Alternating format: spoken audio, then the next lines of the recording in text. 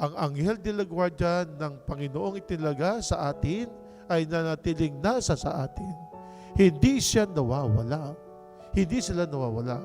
Bagkus ay nagpapatuloy ng pagbabantay sa atin.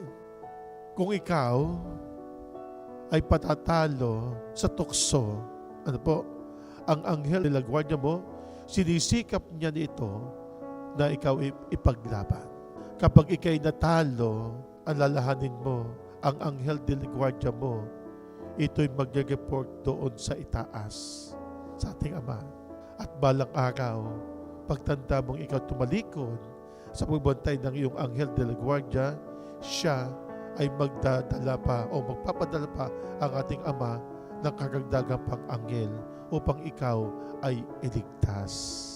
Ito po'y isang pagsasabi po sa atin at ipinapaalala rin po sa atin na ang anghel ay umiiral, na andyan siya. Espiritu, pero umiiral. Kaya nga binigyan tayo ng bawat isa, no?